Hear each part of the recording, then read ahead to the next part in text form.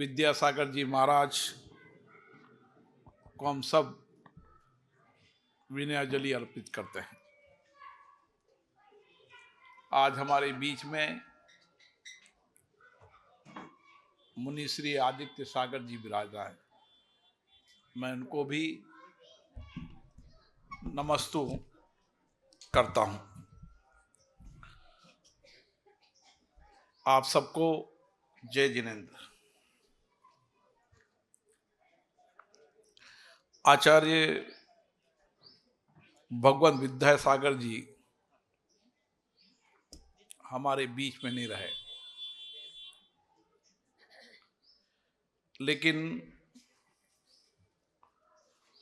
ये हम सबका सौभाग्य है कि हमें उनके जीवन काल में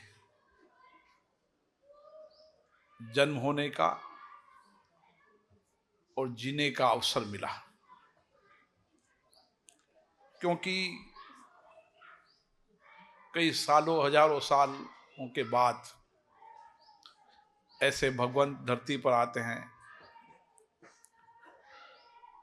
जिनकी दिव्य व्यक्तित्व, दिव्य दृष्टि, दिव्य ऊर्जा हम सबको प्रेरणा देती है, आध्यात्मिक दिशा देती है। उनका सम्यक ज्ञान, सम्यक दर्शन और सम्यक चैत्र एक त्रिवेणी का ऐसा संगम था, जब कभी भी उनके दर्शन करने का सौभाग्य मिलता था, एक नई ऊर्जा, नई प्रेरणा, नए संकल्प और राष्ट्र हित में, देश हित में नए कार्य करने की प्रेरणा मिलती थी। मेरा कई बार आचार्य श्री भगवान जी का से दर्शन करना, आशीर्वाद प्राप्त करने का सौभाग्य मिला। उनकी जो दिव्य दृष्टि थी, दिव्य सोच थी, वो इस भारत को एक लंबे समय तक आध्यात्मिक भी, सम्यक ज्ञान भी और उनका दर्शन इस भारत को नई दिशा देने का था, सकारात्मक दिशा देने का। जब उनसे चर्चा होती थी तो उनकी अलौकिक शक्ति थी, उनमें एक अद्भुत शक्ति थी। जो भी व्यक्ति उनके चरणों में जाता था, उनको अलौकिक रूप से शक्ति प्राप्त होती थी। मेरा प्रधानमंत्री जी से मिलना हुआ, उन्होंने जो शब्द मुझे कहे कि मेरा व्यक्तिशय रूप से उनका बहुत आशीर्वाद मुझ पर था। समय समय पर मुझे इस देश की सकारात्मक ऊर्जा देने में, ज्ञान देने में, मानव कल्याण के लिए उनकी दिशा मुझे हमेशा नई ऊर्जा देती थी। और मैं भी जब व्यक्ति से उनका आशीर्वाद प्राप्त करने का मौका मिला, जो सोच, जो दृष्टि इस भारत को आत्मनिर्भर और सशक्त देश बनाने की दृष्टि थी, वो उनके विचारों में थी।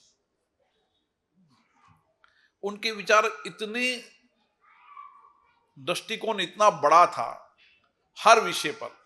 जब मैं गया था उस समय खादी कुटीर उद्योग का काम चल रहा था। उन्होंने मुझे जिक्र करा कि हम देश के अंदर किस तरीके से खादी, हथकरघा और इन चीजों का उपयोग कर कर हम देश को आत्मनिर्भर भी बना सकते हैं। और जो हमारी दृष्टि थी कपड़ों पहनने की, कि जितने सादगी वाले कपड़े पहनेंगे, जितने हाथ से बने हुए कपड़े पहनेंगे, उतनी ही आपको हमेशा ऊर्जा मिलती रहे। गो की माता की बात हुई, उन्होंने गो माता के बारे में कितने दर्शन दिए, कितने विचार दिए। सशरीर व्यक्ति से हमारे बीच में नहीं है, लेकिन उनके विचार, उनके दर्शन, उनके आध्यात्मिक ज्ञान, उनका सम्यक ज्ञान हमेशा हमें दिशा देता रहेगा। और आचार्य जी का आशीर्वाद हमेशा हम पर बना रहेगा। हमारी कोशिश होनी चाहिए कि आचार्य श्री ने जो विचार दिए थे, जो दर्शन दिए थे, उसको आगे बढ़ाएं। आचार्य श्री जी को केवल जैन समाज से के सीमित दायरे से नहीं जोड़ा जा सकता। उनका दायरा बहुत व्यापक था। समाज के उस गरीब, वंचित, आदिवासी व्यक्तियों के जीवन में कैसे परिवर्तन हो सकता है, संपूर्ण समाज को साथ लेकर संपूर्ण समाज की दिव्य दृष्टि से, दिव्य अलौकिक ज्ञान से लोगों के जीवन को परिवर्तन करना। उनकी तप, तपस्या, साधना हम सबको हमेशा प्रेरणा देती रहेगी। उन्होंने भगवान महावीर के विचारों को देश में नहीं, पूरे विश्व के अंदर महावीर भगवान के विचारों को पहुंचाया।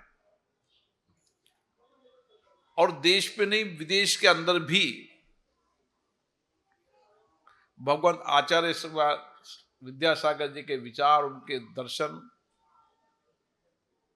उनकी सोच, उनका चिंतन, और चिंतन भारतीय चिंतन। हमेशा मैं एक बात उनसे समझता था कि जब भी कोई विषय रखते थे उसमें चिंतन भारतीय होता था, चिंतन भारतीय आध्यात्मिक ज्ञान का होता था।